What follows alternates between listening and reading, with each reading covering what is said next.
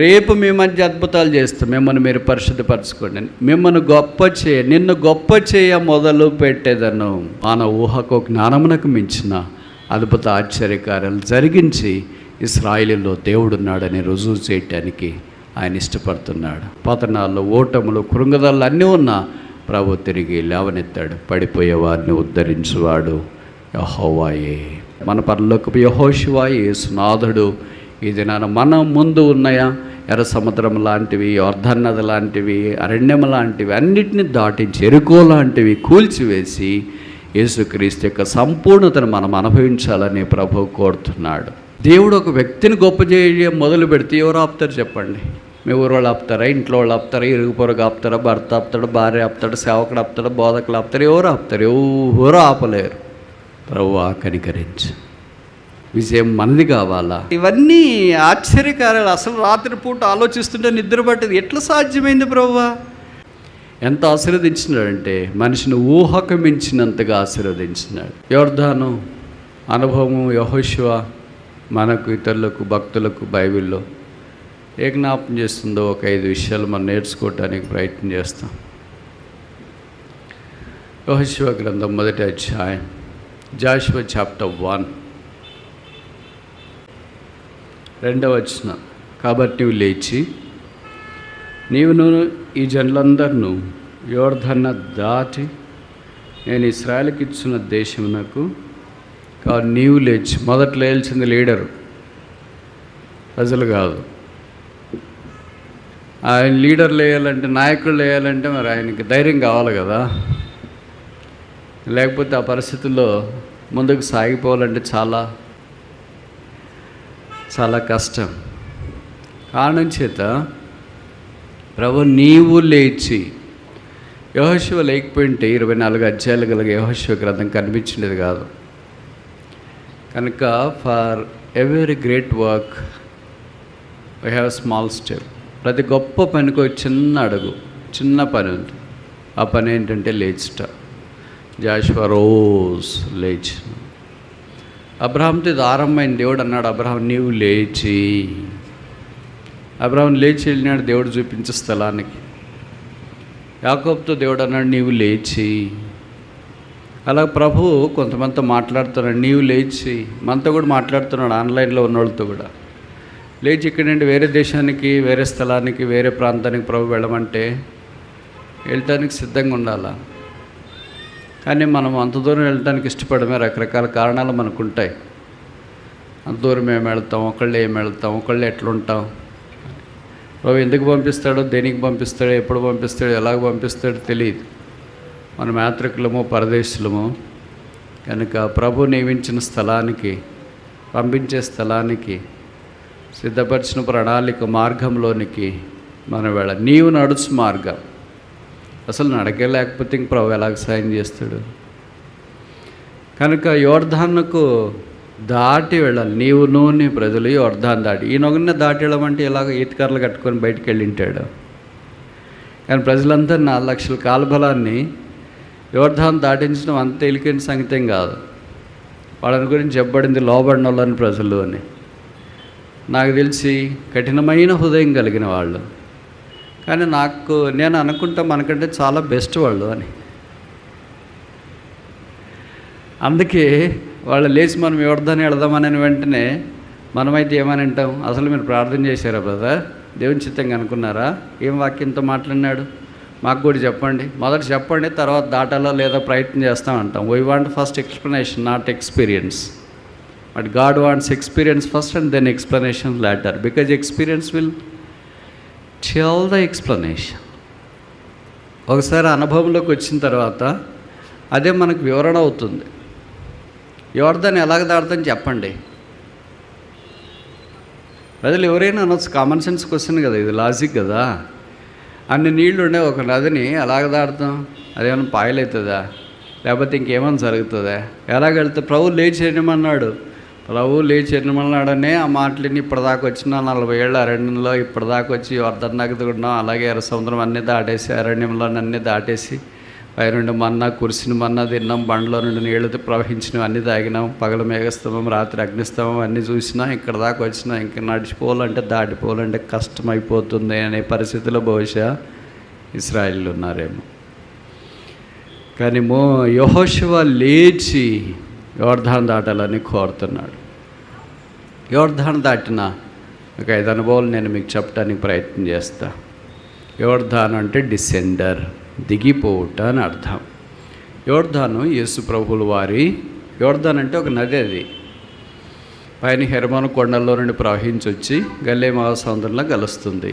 దాన్ని యోర్దాను నది అని అంటారు. అక్కడే యేసు ప్రభువుల వారు బాప్తిసం తీసుకున్నారు. అది కూడా మీకు తెలుసు కదా. యోర్దాను అనే మాట బైబిల్లో కనీసం 60 సార్లు రాసింటారు. యెహోషువ గ్రంథంలో కూడా ఆ మాట పదే పదే వాడబడినట్లు వాక్యంలో మనము చూస్తాం.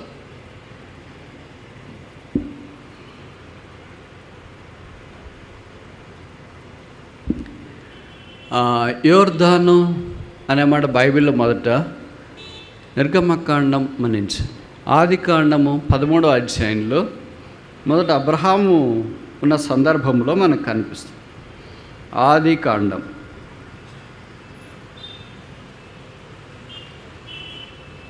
ఆది కాండము 13వ అధ్యాయము 10వ వచనం. Genesis chapter 13 verse 10.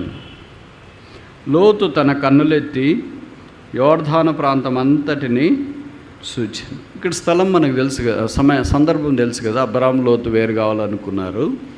అందుకే అబ్రాహాము అన్నాడు లోతును, నువ్వు కళ్ళు తెచ్చి సూచి, లేదా నువ్వు ఏది కావాలంటే అది ఏనుగు చేసుకో, మిగతాది నేను చూస్తానంటే అప్పుడు లోతు కన్నులెత్తి యోర్దాను ప్రాంతం అంతటిని సూచన. కనుక అబ్రహాము లోతు లెక్క సందర్భంలో యోర్దాను అనేది బైబిల్లో మొదట మనకు కనిపిస్తుంది. ఆఖరి యోహాను సువార్తలో ఈ మాట మనకు కనిపిస్తుంది. ఆ తర్వాత యోర్దాను అనే మాట బైబిల్లో మనకు కనబడదు. విచిత్రం ఏమో అంటే యోర్దాను నది, యోర్దాను అనుభవంతో కొంతమంది భక్తుల యొక్క జీవితాలు కూడా ముడిపడి ఉన్నట్లు వాక్యం మనకు తెలియచేస్తుంది. అందుకే మీకు పరిచయం అనుకుంటా, దాటు యోర్దాను అని ఒక పాట కూడా ఉంటుంది. యోర్దానులో మునిగిపోమని చెప్పలే, యోర్దానికి బయట ఉండమని చెప్పలే. యోర్దాను అంటే యేసుప్రభు యొక్క మరణము భూస్థాపనకు సాదృశ్యం. కనుక ప్రతి విశ్వాసి యేసుప్రభు యొక్క మరణ భూస్థాపన అనుభవంలోనికి వచ్చి తిరిగి బయటకు వస్తే ఏమని అర్థం అంటే పునరుత్థానము అని అర్థం. అలాగ రాకుండా ఇంకా యోర్దానికి బయటే ఉంటే యేసుప్రభు యొక్క మరణ భూస్థాపనలోనికి రాలేదని, not identified with his death and burial. ప్రతి విశ్వాసి యేసుప్రభు యొక్క మరణ భూస్థాపన అనుభవంలోనికి రావాలని ఇష్టపడుతున్నాడు ప్రభువారు. అందుకే ఆయన మార్గం చూపించినాడు. ఆ మార్గం కూడా మనం కూడా వెళ్ళాలని జ్ఞాపకం చేస్తున్నాడు. బహుశా నేను ఇందాక తప్పు చెప్పాను అనుకుంటా. యోర్దాను అనే మాట బైబిల్లో దాదాపు 200 సార్లు కనిపిస్తుంది. మన్నించండి, ఎక్కువ సార్లు ఏ పుస్తకంలో కనిపిస్తుంది మీకు తెలుసా? మీరు షాక్ అవుతారు. ఎక్కువ సార్లు యోర్దాను అనే మాట ఏ పుస్తకంలో కనిపిస్తుంది?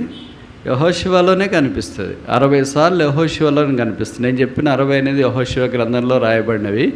బైబిల్ అంతట్లో దాదాపు 200 సార్లు యోర్దాను అనే మాట మనకు కనిపిస్తుంది.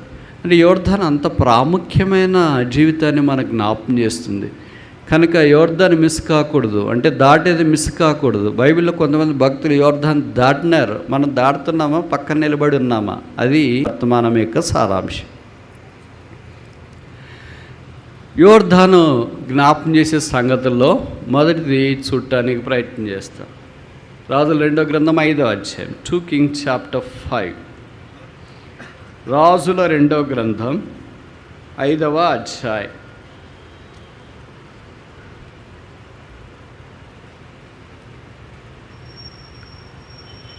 పదే వచనం. ఎలీషా, నీ యోర్దాను నదికి పోయి 7 మార్లు స్నానం చేయము, నీ ఒళ్ళు మరలా బాగై నీవు శుద్ధులవదు అని అతనితో చెప్పుటకు ఒక దూతను పంపాను. మనకు తెలుసు, సిరియా దేశపు సైన్యాధిపతి అయిన నయమాను అని ఒక కుష్ఠరోగి ఉన్నాడు. ఈ నయమాను పరాక్రమశాలి, బహుగనుడు, అయితే దేహం అంతా కుష్ఠ ఉంది. అది బాగా కావాలని చాలా ప్రయత్నం చేసినాడు. ఏ వ్యక్తి అనారోగ్యంతో బాధపడిన తర్వాత వైద్యులను కలవకుండా ప్రయత్నం చేయకుండా ఉండడు. అన్ని ప్రయత్నాలు చేసి ఇంకెక్కడ చేత కాదంటే మానేసింటారు కొంతమంది. ఈయన కూడా బహుశా నాకు మానేసినాడేమో. అనేక తిప్పలు పడి అని యేసుప్రభు దినాల్లో ఒక స్త్రీకి బలహీనత ఉన్నప్పుడు రాయబడింది. ఇప్పుడు ఆయన బాగా కావాలని ఆ ఇంట్లో ఒక అమ్మాయి చిన్నది అమ్మాయి పేరు రాయలేదు, పని రాసినారు. మనకేం కావాలంటే పేరు కావాలి, పని కాదు. పేరు కావాలనే వాళ్ళకి ఇక్కడే ఉంటుంది. ఫ్యాన్ల మీద పేర్లు, లైట్ల మీద పేర్లు, కుర్చీల మీద పేర్లు, హ్యాండ్ బిల్స్లో పేర్లు, అక్కడ పేర్లు, ఇక్కడ పేర్లు, జీవగ్రంథంలో తప్ప. కానీ విచిత్రం ఏంటంటే అమ్మాయి పేరు లేదు కానీ పని ఇక్కడ రాశారు. అమ్మాయి పేరు పెట్టింటే ఎంత బాగుందో. ఎవడన్నా భార్య భర్తలు పెళ్ళైన తర్వాత కూతురు పుట్టింది బ్రదర్ పేరు పెట్టిండంటే ఆ పేరు వాడుకుని ఉంటాం. మరి ఎందుకు పరిశుద్ధాత్మ దేవుడు ఆ పేరు రాయటానికి ఇష్టపడలేదు. ఒక్కతే ఉంది, పరాయి దేశంలో ఉంది, బందీగా ఉంది, చెరలో ఉంది, శత్రుదేశంలో ఉంది, మిత్రదేశంలో కూడా కాదు. అలాంటి వాళ్ళకి భక్తి ఎలాగుంటుందని మీరు అనుకుంటారు? మామూలుగా మనం ఇంట్లో నుండి హాస్టల్లోకి పోతేనే మన భక్తి అంతా నీరు గారిపోతుంది. మళ్ళీ ఆ మందిరంలోకి లేకపోతే ఇంట్లోకి వస్తే భక్తి అంతా ఒకేసారి పొంగిపోద్ది. అదేమో కానీ పరిస్థితులను బట్టి స్థలాన్ని బట్టి భక్తి ఉంటుంది. ఈ అమ్మాయికి అలా కాదు. ఏ పరిస్థితి అయినా, ఏ ఊరైనా, ఎక్కడైనా భక్తి పూరలేదు, మారలేదు. దాన్ని నిజంగా దేవుడు ఉంటే ఒంటరికి ఎందుకు పంపించాలా? ఎందుకు సిరియా దేశానికి పంపించాలా? అది కూడా బందీకి ఎందుకు పంపించాలా? నాకు స్వేచ్ఛ ఇవ్వచ్చు కదా, మా అమ్మ నాన్నతో ఉండవచ్చు కదా, ఎందుకు నాకు ఇలాగ చేశాడు? ఇంత చిన్న వయసులో దేవుడు ఇలాగ చేశాడు. అసలు నిజంగా దేవుడు ఉన్నాడా? మనమైతే భవిష్యత్తు ఇలాంటి ప్రశ్నలు మస్తుగా వేసింటాము. ఎక్కడ ఉన్నామో అక్కడే నింటాం. అమ్మాయి దేవుడు నన్ను ఏదో ఒక ఉద్దేశంతో ఇక్కడికి పంపించినాడని గుర్తించింది. ఏ ఉద్దేశంతో పంపించినాడో? నయమాను బాగా కావడానికి అమ్మాయిని దేవుడు పంపించింది. కనుక అమ్మాయి బతుకంతా సార్థకమైంది. ఒక్క వ్యక్తి రక్షణ పొందడం ద్వారా ఒక్క విశ్వాస యొక్క జీవితం సార్థక. ఇప్పుడు మన ద్వారా ఎవరైనా ఇలాంటి పాపమనే కుష్ఠరోగంతో బాధపడుతున్నారు, రక్షణార్థమైన వెలుగులోకి వస్తే ఇంత బాగుండు. విచిత్రం ఏంటంటే మన కష్టాలను బట్టి మనమే బాధపడుతూ ఉంటాం. కానీ ప్రభు మనల్ని ఎందుకు ఏర్పాటు చేసుకుని ఈ భూమి మీద ఉంచినాడనే దాన్ని ఎరగకపోవడం విషాదకరమైన సంగతి. అందుకే వాళ్ళ యజమానురాల దగ్గరికి వచ్చి చెప్పిందమ్మా, నా యజమానుడు ఇజ్రాయేల్ దేశంలో ఒక ప్రవక్తున్నాడు, ఆయన దగ్గర ఉంటే బాగుంటుంది, ఎలీషా ఆయన పేరు అని చెప్పింది. పని అమ్మాయి చెప్పిన మాట యజమానురాలు నమ్ముతారా నమ్మరా? నమ్ముతారా నమ్మరా?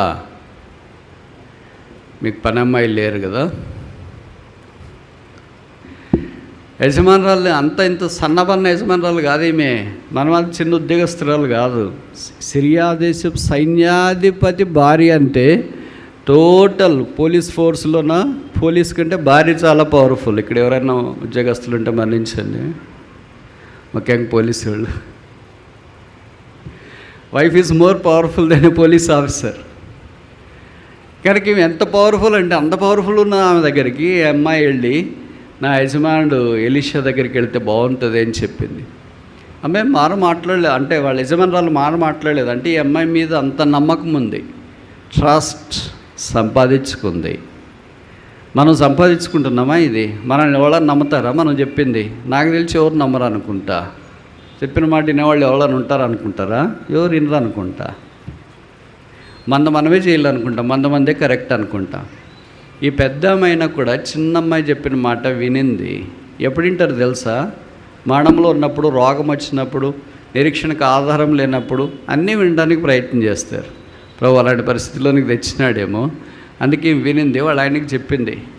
బహుశా ఆయనకు కూడా ఆర్గ్యుమెంట్ జరిగింటుంది. ఆయనకి భార్యకి ఇన్ని ప్రయత్నం చేసినాం, ఎక్కడ బాగలేదు, మరి ఏదో అక్కడికి వెళ్ళమంటారని భార్య చెప్పింటుందేమో సానుభూతితో.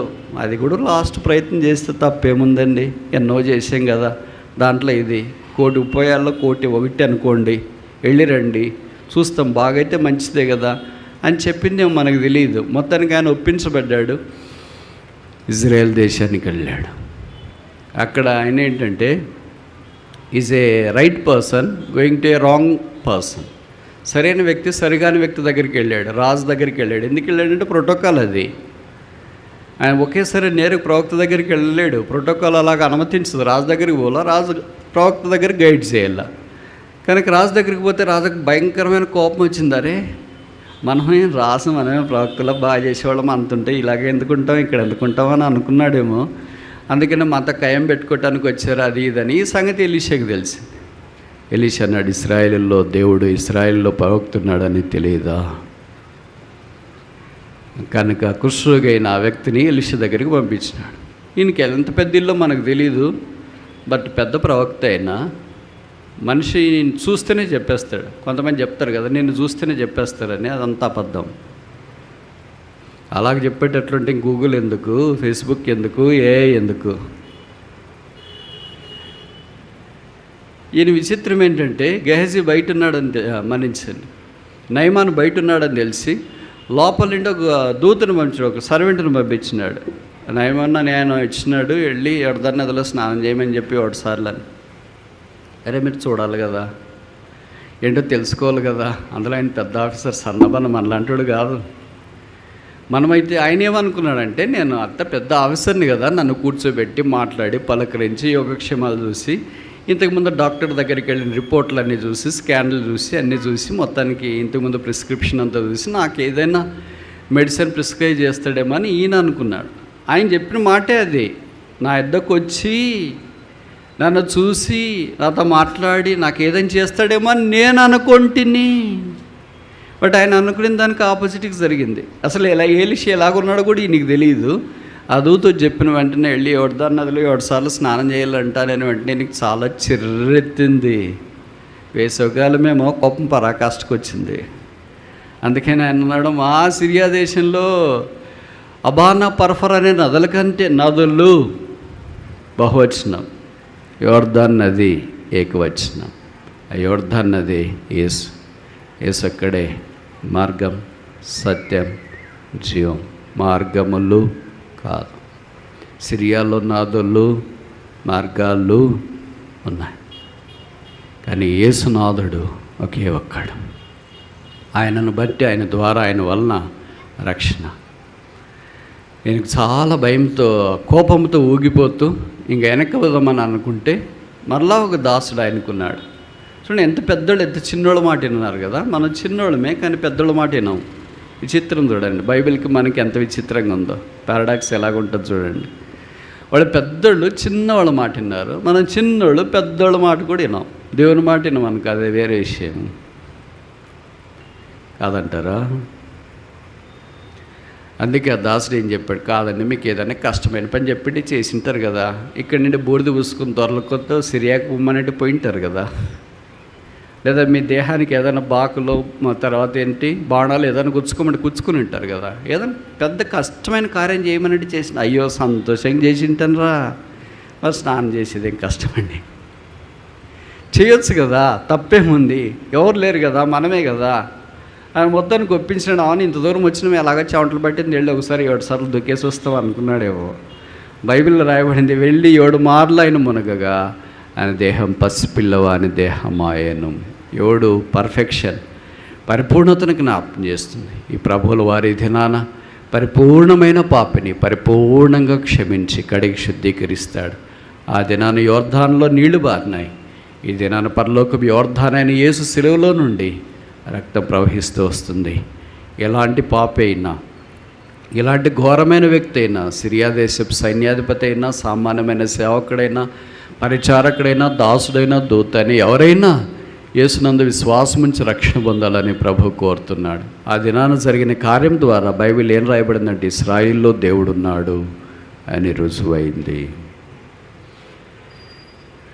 జోర్దాన్ ఫర్ సాల్వేషన్, రక్షణ కొరకైన యోర్ధానం. యేసు ప్రభుల వారే ఆ యోర్ధానం. యేసు పాపుల రక్షకుడు. ఇంకా యేసును అంగీకరించకుండా ఉంటే, ఆలస్యం చేస్తుంటే, ప్రభు అయిన యేసునందు విశ్వాసం ఉంచి రక్షణ పొందాలని మనవి చేస్తున్నా. నేను ఖచ్చితంగా చెప్పగలను, ఆన్లైన్లో కానీ ఇక్కడ కానీ సిరియా దేశపు సైన్యాధిపతి అయిన నయమాన్ అంత గొప్పోళ్ళు ఇక్కడ ఎవరు లేరు, అంత సైన్యాధిపతి ఇక్కడ ఎవరు లేరు. అలాంటి వాడికి రక్షణ అవసరమైతే మన సంగతి ఏంటి మరి? అలాంటి వాడికే పాపక్షమాపణ అవసరమైతే మన సంగతి ఏంటి మరి? అలాంటి వాడే తిరిగి దేవుణ్ణి అంగీకరించడానికి ఇష్టపడితే మన సంగతి ఏంటి మరి? ప్రభువైన యేసునందు విశ్వాసం ఉంచుము, అప్పుడు నీవును నీ ఇంటి వారును రక్షణ పొందుదురు. యోర్దాను జ్ఞాపం చేసే రెండవ సంగతి చూస్తామా? ఆదికాండం 32వ అధ్యాయం 10వ వచనం. Genesis chapter 32 verse 10. ఆదికాండం 32:10. 9 కూడా చదువుతా, కొద్దిగా అర్థమవుతుంది మనకి. అప్పుడు యాకోబు, నా తండ్రి అయిన అబ్రహాము దేవా, నా తండ్రి అయిన ఇస్సాకు దేవా, నీ దేశమునకు నీ బంధువుల యొద్దకు తిరిగి వెళ్ళము. నీకు మేలు చేసిన నాతో చెప్పిన యెహోవా, నీవు నీ సేవకునికి చేసిన సమస్తమైన ఉపకారములకును సమస్త సత్యమునకును అపాత్రను, ఎట్లనగా నా చేతికరతో మాత్రమే యోర్దాను దాటి తిని నేను 2 గుంపులైతేని. దాటుము యోర్దాను. యాకోబు యోర్దాను దాటాడు, 2 గుంపులయ్యాడు. Jordan for separation. యోర్దాను ప్రత్యేకతను మనకు జ్ఞాపకం చేస్తుంది. అంటే ఈయనకు ఇంకా బయట యోర్దానికి వెలపట ఎవరితో అది సంబంధం లేదు. He has no attachment with the people who are outside. He has attachment with the people who endured the experience of Jordan. యోర్దాన్ అనుభవంలోనికి ఎవరు వచ్చినారో వారితో ఈయన సంబంధం కలిగినట్లు, అంటే వారితో ఈయన సహవాసం కలిగినట్లు వాక్యం మనకు జ్ఞాపకం చేస్తుంది. ఈ 32వ అధ్యాయము యాకోబు జీవితంలో ఒక ఆధ్యాత్మిక అనుభవాన్ని మనకు జ్ఞాపకం చేస్తుంది. నీవు చేసిన సమస్తమైన ఉపకారములకు నేను అపాత్రుడను. This is one of the classic greatest confessions ever made. ఇది గొప్ప ఒప్పుకోలు. దేవుడు నాకు అన్ని మేలు చేసినాడంటే ఎందుకంటే నేను బాగా తగ్గించుకొని ఉన్నాను అని మనం చెప్తాం. ఎందుకు దేవుడు నాకు మేలు చేసినాడంటే దేవునికి పరిచయం చేసినాను మనం చెప్తాం. యాకోబు ఏం చెప్పాడంటే, నీవు నాకు చేసిన సమస్త ఉపకారములకు నేను అపాత్రుడను. చేతికర్రతో యోర్దాను దాటాడు. ఎక్కడి నుండి?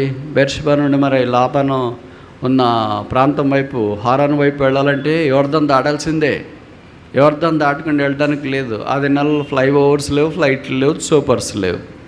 ఖచ్చితంగా కాలినడకని వెళ్ళాలా, దాటాలా. ఆ దాటేది మనకి ఏ జ్ఞాపకం చేస్తుందంటే, తను యోర్దానికి వెలపటి కాదు, యోర్దాన్ అనుభవములో ఉన్నాడు. లైఫ్ ఆఫ్ సెపరేషన్, ప్రత్యేకమైన జీవితం. మనం రక్షణ పొందిన తర్వాత మనమున్న స్థలాల్లో లేదా కాలేజీలో పనిచేసే స్థలాల్లో ప్రత్యేకతను కాపాడుకోవడం చాలా ప్రాముఖ్యమైన సంగతి. ప్రత్యేకత అంటే సెపరేషన్. లోకంతో కలిసిపోకుండా ఉండటానికి ప్రయత్నం చేయాలి. విచిత్రం ఏంటంటే, మనలోకి లోకం వచ్చిన తర్వాత ఇంకా కలిసిపోకుండా ఉన్నదేంటి? పాతకాలంలో ఇలాగ చెప్పేవాడు మేము రక్షణ పొందినప్పుడు, లోకంతో కలిసిపోవద్దండి అని. ఇప్పుడు ఎలాగ చెప్తున్నారంటే, లోకం మనుషుల్లోకి వచ్చింది, విశ్వాసంలోకి వచ్చింది, సంఘాల్లోకి వచ్చింది అని. కనుక ఎంత మార్పు వచ్చింది చూడండి. ఇంతకుముందు విశ్వాసం లోకంలోకి వెళ్ళేవాళ్ళు, వీళ్ళు రావడం ఆలస్యం అవుతుందని ఎలాగో టికెట్ లేదు కదా. అర్థమైందా నేను చెప్పిన మాట? అందుకని లోకమే కలిసి విశ్వాసుల మధ్యలోనికి వచ్చేసి, ఈ లోకం అనేవి సముద్రములో విశ్వాసులు సంఘాల్లో ఉండి ఈదలేకపోతున్నారు. అందుకే దాదాపు మునిగిపోయే పరిస్థితిలోనికి వచ్చినారు.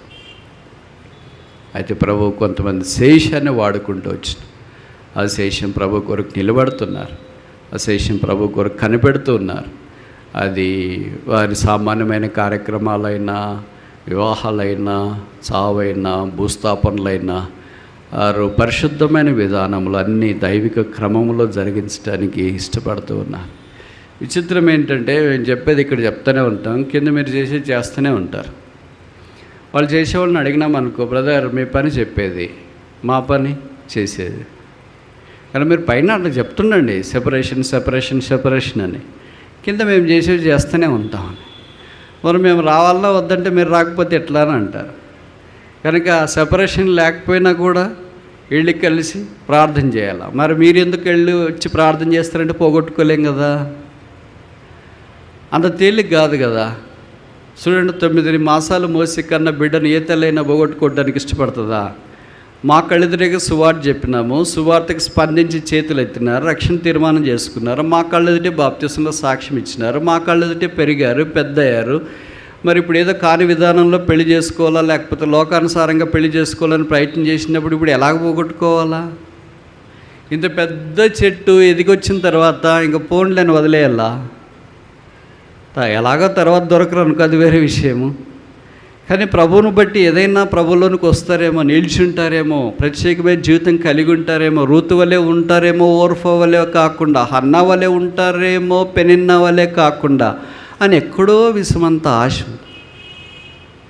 ఆ కారణం చేత ప్రార్థించి ప్రయత్నించి విశ్వాసులు వారి పిల్లలు వారి అకేషన్స్లో మేము ప్రోత్సహించడానికి ప్రయత్నం చేస్తుంటాం. దాని అర్థం ఏంటంటే ప్రత్యేకత కాదు, ఎలాగైనా బతకొచ్చు అని వీళ్ళు కూడా చెప్తున్నారని కాదని అర్థం.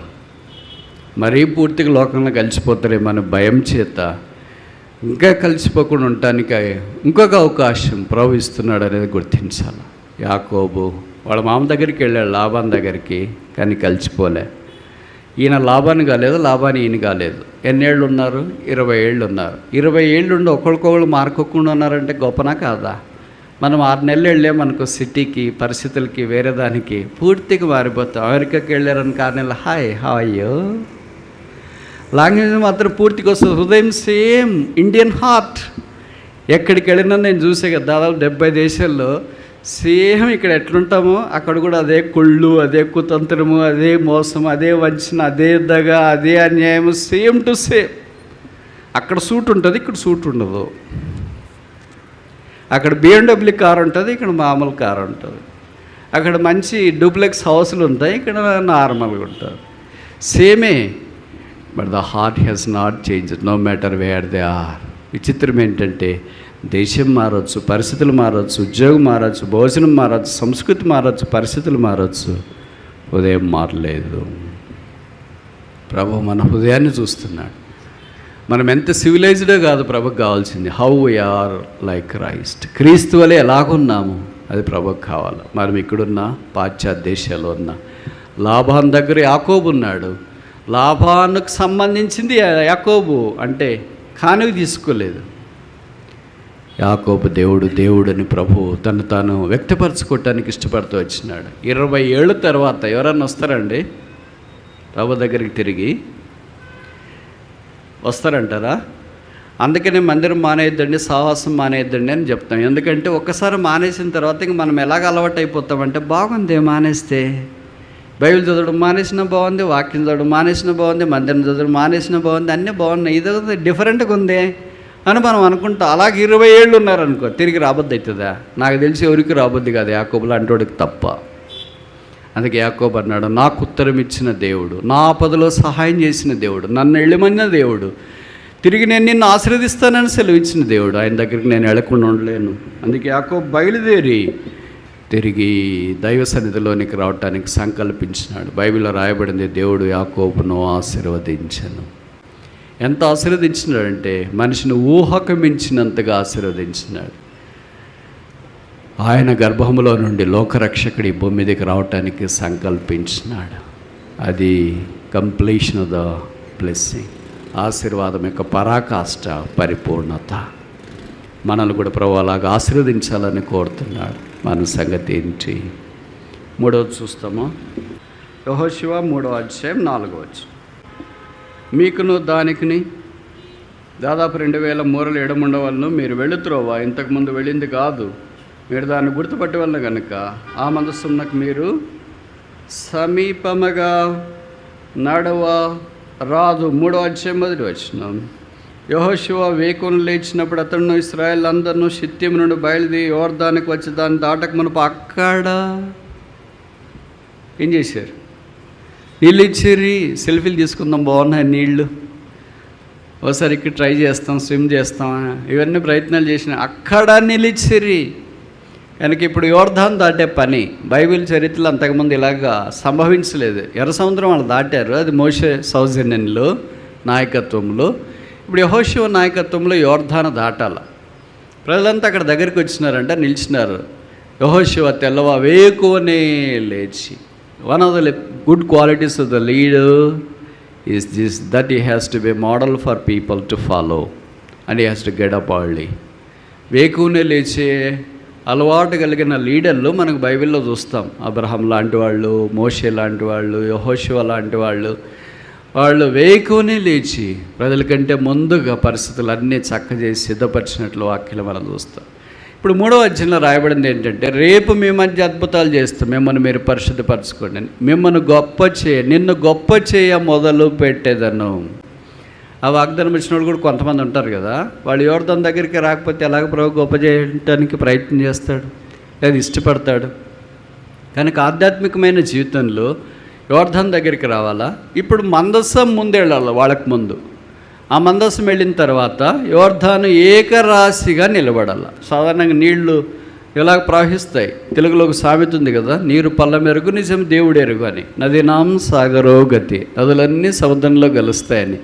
కనుక నీళ్లు ఇట్లాగ ప్రవహించాల్సింది ఇప్పుడు ఎలాగా ఏకరాశిగా నిలబడినాయంట. రాసులు ఉండేది ఏంటి? ధాన్యం ఉంటుంది. రాసులు ఉండేది ఏంటి? చేపలు ఉంటాయి. రాసులు ఉండేది ఏంటి? గోధుమలు. ఇవన్నీ బైబిల్లో మనకు కనిపిస్తాయి.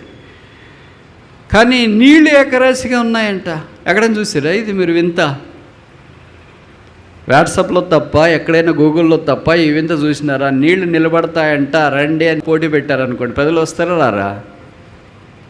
నీళ్ళు ఏంటి, నిలబడ్డం ఏంటి? మరీ విచిత్రంగా చెప్తాను, మీకు మెంటలా అని బహుశా ప్రజలు అనొచ్చు. వాక్యంలో రాసినారు, ఏకరాశిగా నిలిచిన తర్వాత మరి యోర్దాను దాటాలి కదా. మామూలు మనకు వర్షం వస్తేనే ఎండ గాలి అన్నీ వస్తే ఆరాలంటే ఒక పూట ఒక రోజు అవుతుంది. వాళ్ళకి అలా కాదు, అన్నీ సైమల్టేనియస్గా జరిగిపోయినాయి. బహుశా అంతా సోలార్ సిస్టమ్ మాదిరి ప్రభు పైనుండి పంపించినాడు. It's not exactly the solar system, but heavenly system. అందుకనే ప్రజలు యోర్దాను దాటి అవతలికి వెళ్ళారు. ఆ తర్వాత వారు చేసిన కార్యం మనకు పరిచయం. యోర్దానులో నుండి రాళ్ళు తీసుకుని వచ్చినారు, బయట 12 రాళ్ళు పెట్టినారు. దాన్ని ఒక కట్టడం మాదిరిగా 12 రాళ్ళు పెట్టినారు. అప్పుడు వాళ్ళ మధ్యలో వచ్చిన ప్రశ్న ఏంటంటే, ఈ రాళ్ళు ఎందుకు అని ప్రజలంటే, వాట్ మీన్ ది స్టోన్స్? ఈ రాళ్ళు ఎందుకు? మెమోరియల్. ఏం మెమోరియల్? యేసుక్రీస్తు లేదా దేవుడు యోర్దానులో దాటి వెళ్ళటానికి ఇశ్రాయేల్ అందరికి సహాయం చేశారు.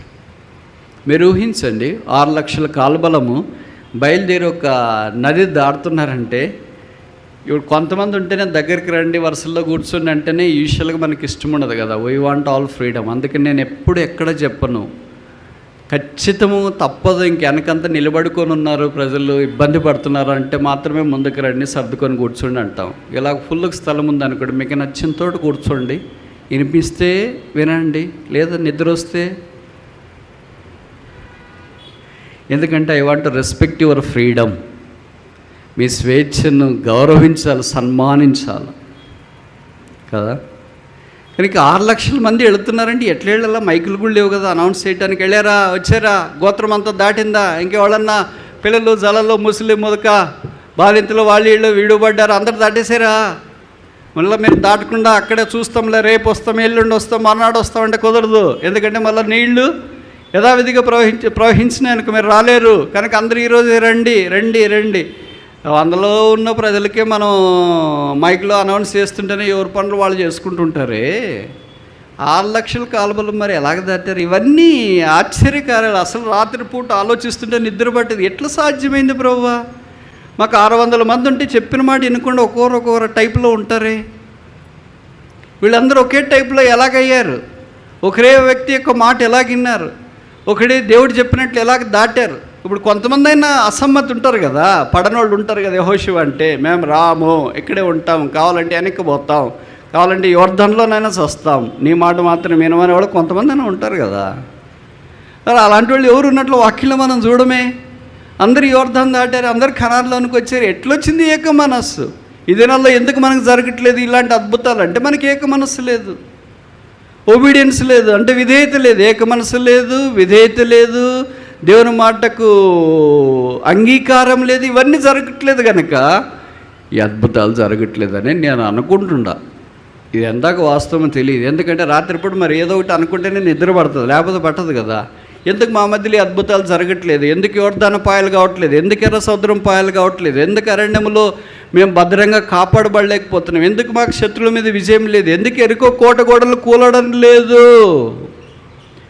ఎందుకు విజయాలు మాకు సోపానాలుగా మారట్లేదు? ఎక్కడ చూసినా ఇలాంటి అపజయాలు ఉన్నాయి. ప్రభువా కనికరించువా అని ప్రార్థన చేసే పరిస్థితులే ఉన్నాయి, కానీ విజయోత్సాహంతో ఊరేగించబడే పరిస్థితులు ఎందుకు లేవు అని అంటే మరి ఇంకెలాగ అనుకోవాలి కదా. ఎలాగైనా ఏమన్నా విధేయత లేదు, ఏక మనసు లేదు, దేవుని మాటకు సమ్మతి లేదు. ఇవన్నీ మనలో రాజ్యం వెళ్తున్నాయి కనుక యోర్దాన్లు అలాగే ఉన్నాయి, ఎర్ర సముద్రాలు అలాగే ఉన్నాయి, ఎరికో గోళ్ళు అలాగే ఉన్నాయి, మనం కూడా అలాగే ఉన్నాం. పాటలు మాత్రం భలే పాడుతుంది, దాటుము యోర్దాను. సైతం అనుకో, నువ్వెక్కడ దాడుతాను ఆయన, ఎక్కడో ఉన్నావు, అసలు యోర్దాను దగ్గర కూడా రాలేదు, నువ్వెలాగ దాటేది? ఏమన్నా పాడుతున్నాం కదండి, పాడుతున్నారండి, మరి జీవితంలో జవాబు లేదు కదండి, దానికి తగినట్టు జీవించట్లేదు కదండి. దానికి తగినట్టు జీవించట్లేదు కనుక ప్రభు యోర్దాను మన ఎదుట ఏకరాశిగా చేయలేకపోతున్నాడు. ఎరికో కోట గోడలు కూడలేకపోతున్నాయి. శత్రువు మన మీద దాడెత్తి విజయం పొందుతున్నాడు. విజయం మనది కావాలా? అలాంటిది అపజయంలో మునిగి తేలుతూ ఉన్నాం. ప్రభువా కనికరించు. కనుక మూడవ సంగతి ఏంటంటే యోర్దాను దాటుట. ఇది సాంక్టిఫికేషన్, పరిశుద్ధతను మనకు జ్ఞాపకం చేస్తుంది. ఎందుకంటే యెహోషువతో దేవుడు ఆ దినాన అన్నాడు, మిమ్మల్ని మీరు శుద్ధి చేసుకునండి, నేను మీ మధ్య అద్భుతాలు చేస్తా, నిన్ను గొప్ప చేయ మొదలు పెట్టేదను. బైబిల్ ఇదొక్క మాట, ఇదొక్క సందర్భంలో ఈ మాట రాయబడింది, ఇంకెక్కడ నెవర్ వాజ్ ఇట్ రిటర్న్. దేవుడు ఒక వ్యక్తిని గొప్ప చేయడం మొదలు పెడితే ఎవరు ఆపుతారు చెప్పండి? మీ ఊరు వాళ్ళు ఆపుతారా? ఇంట్లో వాళ్ళు ఆపుతారా? ఇరుగు పొరుగు ఆపుతారా? భర్త ఆపుతాడు, భార్య ఆపుతాడు, సేవకుడు ఆపుతాడు, బోధకులు ఆపుతారు? ఎవరు ఆపుతారు? ఎవరు ఆపలేరు. పైపెచ్చి ఊరికే అలాగా నిలబడి చూస్తుండాల్సిందే. ప్రభు యెహోషువను అలా గొప్ప చేయి మొదలుపెట్టినాడు. ఆధ్యాత్మికమైన ఆశీర్వాదంలోనికి ఆయన తీసుకురాబడ్డాడు. ఇందాక యోర్దాను జ్ఞాపం చేసే 3 విషయాలు చూసిన. మొదటిది సాల్వేషన్, రక్షణ. నయమాను యోర్దానులో స్నానం చేసినాడు, శుద్ధీకరించబడ్డాడు. ఇది నాని యేసుక్రీస్తు ప్రభు యొక్క కల్వరి శిలువలో నుండి ప్రవహించే రక్త బూటలోనికి వచ్చి కడిగి శుద్ధీకరించబడి రక్షణ పొందాలని మనవి చేస్తున్నాం. రెండవది యాకోబు యోర్దాను దాటాడు, 2 గుంపులుగా చేయబడ్డాడు. ఒక్క చేతికర్రతో దాటాడు. అది నెల కర్ర ఎందుకు ఉండేది అంటే ప్రయాణం చేసేటప్పుడు నడిచిపోయేవాడు కదా. మీరు కూడా చూసింటారు లేదో, ఉదయకాలమున కొంతమంది పెద్ద వయసు వాళ్ళు నడిచిపోయేటప్పుడు కర్ర చేత పెట్టుకొని పోతారు. ఎందుకు పోతారంటే సపోర్ట్ అని కాదు, వెనక కుక్కలు కోతలు ఇలాంటివి అంటబడతాయి, వాటికి కొద్ది కర్ర ఉంటే భయపడతాయి అన్నమాట. ఆ దినాల్లో కూడా వీళ్ళు అరణ్యంలో వెళ్ళేటప్పుడు అంతా అరణ్య ప్రయాణమే కదా, కనుక ఏదైనా మృగాలు కానీ తర్వాత పాములు ఇలాంటివి దాడి చేసే అవకాశం ఉంది. అందుకే లూకా 10:19లో రాయబడింది కదా, ఏది ఎంత మాత్రం మీకు హాని చేయదని. అందుకే కర్ర పట్టుకుని పోయేవాళ్ళు ఏదైనా కనిపిస్తే దాడి చేయడానికి ప్రయత్నం చేస్తే అది వారికి సపోర్ట్ ఇచ్చేది. అందుకే గొర్రెలకు సంబంధించి 23వ కీర్తనలో ఉంది కదా, నీ దుడ్డు కర్ర దండము నన్ను ఆదరించును అని. కనుక అలాగో వెళ్ళాడు, ఒకే కర్ర చేత పట్టుకొని ఇప్పుడు 2 గుంపులు అయ్యాడు. ఆయనకి ఆశ్చర్యం వేస్తుంది, దేవుని యొక్క అద్భుత ఆశ్చర్యకార్యాలు ఎలాగ తన జీవితంలో జరిగించబడ్డాయి. మూడవది ఈ వాక్య భాగంలో మనము చూడటానికి ఆరంభించినాము. యెహోషువ ఇశ్రాయేల్ అందరినీ యోర్దాను దాటించి కనానులో ప్రవేశపెట్టాడు. మన పరలోకపు యెహోషువ యేసునాథుడు ఈ దినాన మన ముందు ఉన్నాయా ఎర్ర సముద్రం లాంటివి, యోర్దాను నది లాంటివి, అరణ్యం లాంటివి అన్నిటిని దాటించి ఎరుకో లాంటివి కూల్చివేసి యేసుక్రీస్తు యొక్క సంపూర్ణతను మనం అనుభవించాలని ప్రభువు కోరుతున్నాడు. అందుకే దాటమి యోర్దాను, లేచి రండి విశ్వాసులారా. లేయాలా, అక్కడే ఉంటే కుదరదు. ఎంతకాలం అని అలాగే ఉంటారు, ఎంతకాలం అని అక్కడే పడిపోతారు, ఎంతకాలం అని అక్కడే ఉంటారు. లేవాలని ప్రభువు కోరుతున్నాడు. ఇప్పుడు 4వ 5వ చూసి ముగిస్తామా? రాజుల 2వ గ్రంథమా, 2వ అధ్యాయం, 2 Kings, రాజుల 2వ గ్రంథం 2వ అధ్యాయం 8వ వచనం. 2 Kings chapter 2 verse 8. అంతటి ఏలియా తన దుప్పటి తీసుకొని మడత పెట్టి నీటి మీద కొట్టగా అది యువతలకు అవతలకు విడిపోయిన కనుక వారిద్దరు పొడి నేల మీద దాటిపోయి. ఏం దాటారు? 7వ వచనం. ప్రవక్తల శిష్యులు 10 మంది దూరం నిలిచి చూస్తుండగా వారిద్దరూ యోర్దాను నది దగ్గర నిలిచిరి. కనుక ఏలియా ఎలీషా యోర్దాను దాటి వెళ్ళారు. యోర్దాను యొక్క అనుభవం మనకు జ్ఞాపకం చేసే 4వ సంగతి ఏంటంటే ఇక్కడ సర్వీస్, ప్రభువును సేవించే దాంట్లో. ఏలియా పైకి కొనిపోబడుతున్నాడు, ఆయనకు తెలుసు. అందుకని ఎలీషాతో అన్నాడు, నువ్వు రావద్దు, నేను వెళతానంటే. ఎలీషా మనలాంటి టైప్ కాదు, ఆ మాట ఎప్పుడు వింటారో అని ఎదురు చూస్తున్నాను, అంకుల్ ప్రార్థన చేయండి వెళ్ళిపోతారని చెప్పలే. ఆయన అన్నాడు, యెహోవా జీవముతోడు, నేను నిన్ను విడవను. నేను పైకి వెళ్ళిపోతున్నాను, నో డెత్ ఫర్ మీ, నాకేం మరణం లేదు, కొనిపోబడతాను పైకి అంటే పర్లేదు, మీరు కొనిపోబడేదాకా నేను వస్తానులే అన్నట్టుగా ఆయన వెంబడించినట్లు వాక్యలు మనం చూస్తాం. ఆ వెంబడించే మార్గంలోనే వారు యోర్దాను దాటారు. ఆ సందర్భంలో ఏలి అన్నాడు, నేను వెళ్ళక మునుపు నీకు ఏం కావాలని కోరుకుంటున్నావు? మనం ఏంటి ఏం చెప్పింటాం, ప్రాపర్టీ అంతా నా పేరు రాయండి, నేను ఒక సెపరేట్గా ఫామ్ చేస్తా, ఒకటే పత్రాలన్నీ ఎక్కడ పెట్టారో చెప్పండి, అవన్నీ తెచ్చుకుంటాను. డబ్బులు ఎక్కడెక్కడ పెట్టారో చెప్పండి, అవన్నీ తెచ్చుకుంటే. ఇదంతా మన టైప్, బైబిల్ టైప్ అట్ట కాదు. నీకున్న ఆత్మలో 2 పాళ్ళ ఆత్మ నాకు దయచేయి. అసలు ఒక ఆత్మ పాల్లోనే ఏలి అని మించిన సేవకులు లేడు అన్నట్టుగా ఆయన జీవిస్తుంటే, ఒక ఆత్మ ఉంటేనే లేదా ఒక పాళ్ళు ఉంటేనే ఆకాశం మూసేసాడు 3.5 సంవత్సరాలు. యాకోబు 5:10 మనం చూస్తాం కదా, ఏలియా ప్రార్థన చేయగా 3.5 సంవత్సరాలు భూమి మీద వర్షము కురవలేదు. మళ్ళా రాయబడిన మాట, అతడు మరలా ప్రార్థన చేయగా ఆకాశం వర్షం ఇచ్చెను, భూమి తన ఫలం ఇచ్చిన. అంత పవర్ఫుల్. ఒక వ్యక్తి ప్రార్థన చేస్తే 3.5 సంవత్సరాలు ఆకాశము మూయబడ్డమేంటి? మనం ప్రార్థన చేస్తే పక్కన కూడా నోరు మూసుకోరు. ప్రభా వాళ్ళు ఎక్కువ నోరు తెరిచి మాట్లాడుతున్నారు, ప్రభా దయచేసి కొద్దిగా మౌనంగా ఉండేటట్టు సహాయం చేయంటే ఇంకా వచ్చే వారం ఇంకా ఎక్కువ, ఇంకా కొంతమంది ఎక్కువ కలిసి వస్తారు, ఇంకా ఫుల్గా ఉంటుంది ఫైట్. అరే మన ప్రార్థనకి జవాబు రావట్లేదు, పైపెల్సు ఆపోజిట్గా జరుగుతుంది. అది భవిష్యత్ మన ప్రార్థన అనుకుంటా. ఇక్కడ ఏలియా ప్రార్థన అలాంటిది కాదు. ఒక ఆత్మ ఉంటేనే అలాగుంటే, ఏలియా యొక్క ఆత్మలో 2 పాళ్ళు కావాలంటే Elisha, I want double portion of the spirit. 2 అంతల ఆత్మ, డబుల్ పోర్షన్ బైబిల్లో చాలా సందర్భాల్లో కనిపిస్తుంది. కనీసం 5 ఆధ్యాత్మికమైన సంగతులు మనకు జ్ఞాపకం చేస్తుంది. మనం ఎప్పుడైనా ఇలాగ డబుల్ పోర్షన్ కావాలని అనుకుంటున్నామా? బట్ వాట్ ఎవర్ స్పిరిచువల్ రల్, ఆత్మీయదానికి వచ్చినప్పుడు భక్సింగ్ గారి యొక్క 2 అంతల ఆత్మ నాకు కావాలి, ఆయన ప్రార్థనలో 2 అంతలు నాకు కావాలి, ఆయన త్యాగంలో 2 అంతలు నాకు కావాలి, ఆయన పరిశుద్ధతలో 2 అంతలు కావాలా, ఆయన నిస్వార్థంలో నాకు కూడా 2 అంతలు కావాలని ఎప్పుడైనా మనం ప్రార్థన చేసినట్టు గుర్తుందా? మామూలుగానే మనం ప్రార్థన చేయలేకపోతున్నా, ఇంకా ఆయనతో పోల్చుకుని ఎలాగ ప్రార్థన చేస్తామని చాలా ఆపసోపాలు పడతా ఉంటారు కొంతమంది. ఆయన 2 అంతలు వద్దు కానీ విశ్వమంతన్నా ఈ ప్రభుని ప్రార్థన చేస్తే ఎంత బాగుంది. ఆ విశ్వాసంలో విశ్వమంత, త్యాగంలో విశ్వమంత, బోధలో విశ్వమంత, నిస్వార్థంలో విశ్వమంత, ప్రేమలో విశ్వమంత. ఆయనలో ఏ క్రీస్తు లక్షణాలు ఉన్నాయో వాటన్నిటిలో ఒక విశ్వమంత, అణవంత, పరమాణవంత మాకు ఇచ్చినా చాలు ఆయన అన్న ప్రార్థన చేసినట్లు గుర్తుందా? అసలు సోదే లేదు అనుకుంటా, మనకి ఆ టచ్ లేదు, ఆ గ్రహింపే లేదు. ఏదో వచ్చినామా, కూర్చున్నామా, 2 మాటలు విన్నామా, ఆ మీటింగ్ బాగా జరిగింది, పర్లేదు, అంత వాతావరణం బాగానే ఉంది, అన్ని వర్తమానాలు బాగున్నాయి, లాస్ట్ రోజు మాత్రం ఏం బాగాలేదు. సో మొత్తానికి ఏదో నోటికి పని చెప్తాం, అప్పటి నుండి వెళ్ళిపోతాం. దానివల్ల ఏం ఉపయోగం ఉంది? పాటలు మాత్రం భలే పాడుతాం, send me great revival, start that with me, నాతోనే.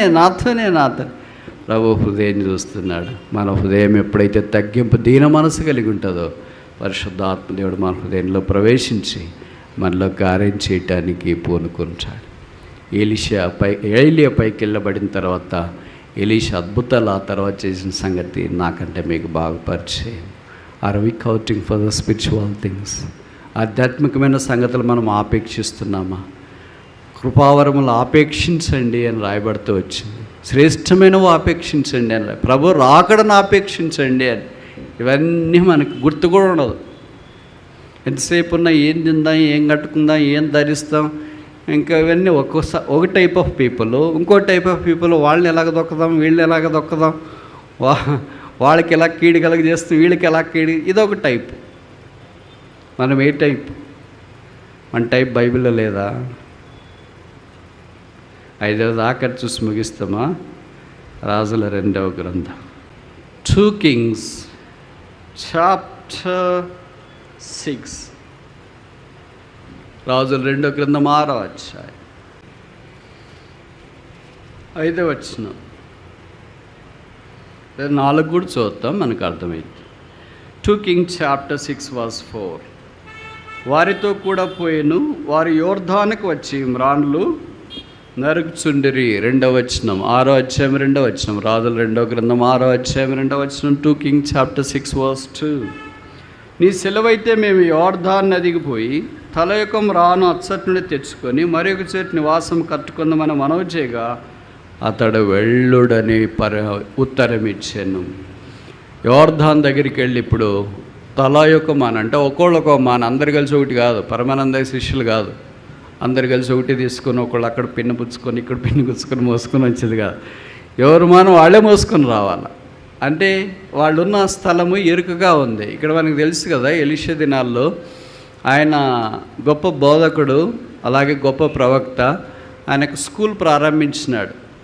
అంటే ఏ స్కూలు? సెమినర్ మాదిరి, క్రైస్తవ తర్బీదు కేంద్రం.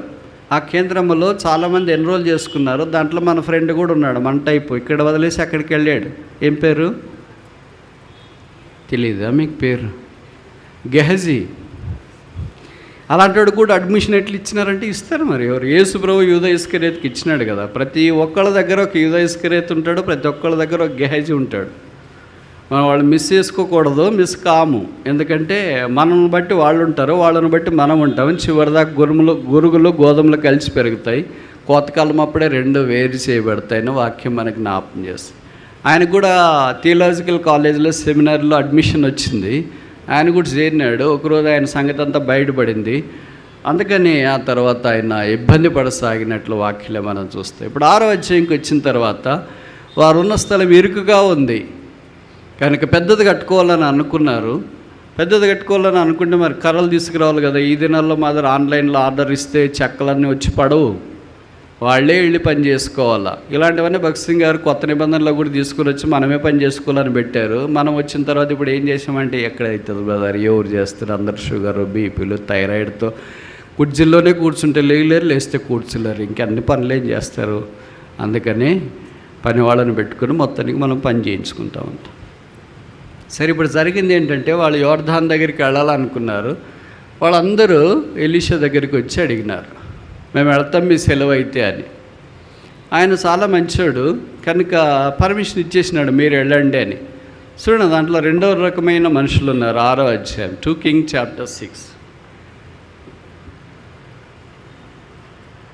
3వ వచనం. ఒకడు దయచేసి నీ దాసులమైన మాతో కూడా నీవు రావాలని కోరగా అతడు నేను వచ్చేదని చెప్పు. వారితో కూడా పోయాను. 2 రకాలైన ప్రజలు. మొదటి రకం ఏంటంటే పర్మిషన్ సెంటర్డ్ బిలీవర్స్. మీరు పర్మిషన్ ఇస్తే చాలు, మేము వెళ్ళి పని చేస్తాం. 2వ రకం బిలీవర్ ఒకడు ఉన్నాడు. ఆయన ఏమంటాడంటే not permission centred, presence centred. మీరు కూడా రావాలా. నేనెందుకు ఆ ఊరికి అనవసరంగా బరువు, మీరు ఏదో పనులు చేసుకుంటా ఉంటే మళ్ళీ నేను మధ్యలో పానకలో పుడక మాదిరి ఎందుకులే, మీరు పని చేసుకునండి, కావాలంటే ప్రార్థన చేసి పంపిస్తానని చెప్పింటాం కదా. ఎలీషా అలాగనలేదు, సరే నేను కూడా వస్తున్నాను. ఎందుకంటే జరగబోయే కార్యం తెలుసు. అక్కడ జరగబోయే కార్యం ఏంటి? గొడ్డలు ఎవరో ఒక అరవ తెచ్చుకున్నారు. మన దినాల్లో మాదిరి ఇతరులతో అరవ తెచ్చుకున్నది ఆ దినాల్లో కూడా ఉంది. మామూలుగా మనం ఉదయం లేస్తేనే పల్లెటూరులో అరవ తెచ్చుకుంటారు కదా. కారము, ఉప్పు, టమాటాలు, ఉల్లిపాయలు, ఎల్లిపాయలు అన్నీ మేము ఇస్తామండి అని ఇప్పటిదాకా నాకు తెలిసి ఇచ్చినట్లు గుర్తుండవు. అలాగే గొడ్డెలు అరవ తెచ్చుకున్నాడు. ఆ గొడ్డెలు నరికేటప్పుడు అజాగ్రత్తగా ఉన్నాడు ఏమో, మొత్తానికి అది గొడ్డలు ఊడిపోయి నీళ్ళలో పడిపోయి. అప్పుడు ఎలీషా లేకపోయింటే ఏమైంటుంది? గొడ్డలు పోగొట్టుకుని ఉంటాడు. అంటే తన పనితనం అంతా పోగొట్టుకుని ఉంటాడు. పరలోకపు ఎలీషా మనతో పాటు ఉంటే తిరిగి ఏదైతే అసాధ్యమో గొడ్డలు ఈదడం ఏంటి? ఎప్పుడైనా చూసినారా? చరిత్రకు అందపట్టనివి, మనుషుని లాజిక్కి మించినవి బైబిల్లో రాశారు. అందుకే చాలామంది నాస్తికులు, అంటే ప్రభువుని ఎరగని వారు బైబిల్ చదువుతున్నప్పుడు ఎలాగ సాధ్యమయ్యా, గొడ్డలు ఎలాగ నీళ్ళలో తేలుతుంది చెప్పండి, నీళ్ళు ఎలాగ ఏకరాశిగా ఉంటాయి చెప్పండి, యోనా చేప గర్భంలో 3 రోజులు ఎలాగుంటాడో చెప్పండి, యేసు ప్రభు 3 రోజులు సమాధుల్లో ఎలాగుంటాడో చెప్పండి. ఇది ఏమైనా లాజిక్ ఉందా? మెంటల్ కాకపోతే ఇవన్నీ రాసినారు బైబిల్లో, మీరు నమ్ముతున్నారు ఏంటి అని మనతో అంటారు. బైబిల్ అలాంటిది. ఇది కథల పుస్తకం కాదు, దివ్య పుస్తకం, పరిశుద్ధ గ్రంథం. మనిషిని ఊహకు జ్ఞానమునకు మించిన అద్భుత ఆశ్చర్యకార్యాలు బైబిల్లో రాయబడ్డే. ప్రభు చేశాడు, చేస్తున్నాడు, చేయబోతున్నాడు. యేసుక్రీస్తు నిన్న నేడు యుగాయుగాల్లో ఏకరీతిగా ఉన్నాడు. ఇప్పుడు జరిగిన సంగతి ఏంటంటే గొడ్డలు తేలింది. అద్భుతమైన ఆశ్చర్యకార్యం ప్రభు వారి జీవితంలో జరిగిస్తూ వచ్చినాడు. ఈ దినాల్లో మునిగిపోయిన మనల్ని కూడా ఆయన తేల్చాలని కోరుతున్నాడు. సాధారణంగా ఇనుము నీళ్ళలో పడిన తర్వాత తేలదు, థర్మాకోల్ వలె పైకి ఫ్లోట్ అయ్యి అంటే కొట్టిమిట్టాడుతూ పైకి వచ్చి కదిలింది. ఆహా, దేవుని బుద్ధి జ్ఞాన బాహుళ్యములు ఎంత దొడ్డవి. దేవుడు యెహోషువతో అన్నాడు, నీవు యోర్దాను దాటి అవతలికి వెళ్ళము నీ ప్రజలతో సహా. యోర్దాను జ్ఞాపకం చేసి 5 సంగతులు మనం చూసిన. మొదటిది ఏంటి? సాల్వేషన్, రక్షణ. నయమాను యోర్దానులో స్నానం చేసినాడు. రెండవది ఏంటి? యాకోబు యోర్దాను దాటాడు, సెపరేషన్, ప్రత్యేకమైన జీవితం. మూడవది యోర్దానుకు సంబంధించి యెహోషువ ఆయనతో పాటు ఇశ్రాయేలీలు యోర్దాను దాటిపోయారు, శాంక్టిఫికేషన్, పరిశుద్ధత. నాలుగవది సర్వీస్, ఏలియా ఎలీషాలు కలిసి యోర్దాను దాటి అవతలికి వెళ్ళారు. ఐదవది ఆఖరిది ఎలీషా దినాల్లో కొంతమంది శిష్యులు వెళ్ళారు, యోర్దాను దగ్గర కర్రలు కొట్టుకుంటున్నారు, వారి గొడ్డల్లో నీళ్ళలో పడింది, అది తిరిగి బయటికి వచ్చింది. అది మనకి ఏ జ్ఞాపకం చేస్తుందంటే శాంక్చురీ, దేవుని పరిశుద్ధ స్థలముగా మనం కట్టబడుతున్నప్పుడు పతనాల్లో, ఓటములు, కృంగదాలు అన్నీ ఉన్నా ప్రభు తిరిగి లేవనెత్తాడు. పడిపోయే వారిని ఉద్ధరించువాడు యెహోవాయే. ఆ గొడ్డలు లేకపోయింటే బహుశా నరకటానికి ఇంకా సాధనం ఉండేది కాదేమో, కర్రలు దొరికేవి కాదేమో, వారున్న ఇరుకైన స్థలాన్ని విశాల స్థలంగా చేసుకోవటానికి వీలైండేది కాదేమో. ఇది నన్ను ప్రభువు మనల్ని కూడా ఆత్మ సంబంధమైన మందిరముగా కడుతున్నాడు, సిద్ధపరుస్తున్నాడు. అందుకే మత్తయి 16:18 రాయబడింది, I will build my church, నా సంఘమును నేను కట్టేదను. ఆయనతో కలిసి కట్టాలని ప్రభు మనల్ని కోరుతున్నాడు. ఎలీషాతో కలిసి శిష్యులు వెళ్ళినట్లుగా ఇది నన్ను పరలోకపు ఎలీషా, యేసునాథుడు మనతో పాటు ఉన్నాడు. యెహోషువకు అదే చెప్పాడు 1:9, నీ వెళ్ళ మార్గం అంతట్లో నేను నీకు తోడైనా. తోడైంటే ఏం చేస్తాడు? ఎర్ర సముద్రం పాయలుగా చేస్తాడు. తోడైంటే ఏం చేస్తాడు? గొడ్డెల నీళ్ళు పడింది తేల చేస్తాడు. తోడైంటే ఏం చేస్తాడు? మానవ ఊహకు జ్ఞానమునకు మించిన అద్భుత ఆశ్చర్యకార్యాలు జరిగించి ఇశ్రాయేలులో దేవుడున్నాడని రుజువు చేయటానికి ఆయన ఇష్టపడుతున్నాడు. మన సంగతి ఏంటి మరి? ఇది నాన్న ఆ ప్రభువును కలిగిన వారమై ఆయన వలె, ఆయనను పోలి, ఆయన కొరకు, ఆయన మార్గములో జీవిస్తూ ఆయన ద్వారా నడిపించబడిన యెహోషువ వలె మనం కూడా రాబో దినాల్లో మన మార్గం కష్టమే కావచ్చు, ఇరికే కావచ్చు, ఇబ్బందే కావచ్చు, పేదరికమే కావచ్చు, తర్వాత దుర్భరమైన పరిస్థితే కావచ్చు, అనారోగ్యమే కావచ్చు, కీడే కావచ్చు, చీకటే కావచ్చు, వీటన్నిటిలో ఒకే ఒక్కడు నీతి సూర్యుడు యేసునాథుడు ఆయన మనల్ని నడిపించి అద్దను చేర్చాలని కోరుతున్నాడు. యెహోషువ గ్రంథము యోర్దాను దగ్గర ఆగిపోలేదు, వారు యోర్దాను దాటిపోయారు, ఎరికో గోడలు కూలగొట్టారు, షికెం దగ్గరికి వచ్చినారు. యెహోషువ ఇలాగ చెప్పాడు, నేను నా ఇంటి వారిను యెహోవాను సేవించను. What a beautiful conclusion for this book. ఈ పుస్తకానికి ఇంతకంటే రమ్యమైన ముగింపు ఏదైనా ఉంటుందా?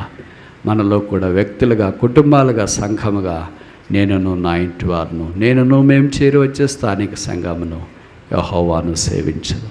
అలాగ చేయనట్లు మనల్ని సహాయం చేయను గాక.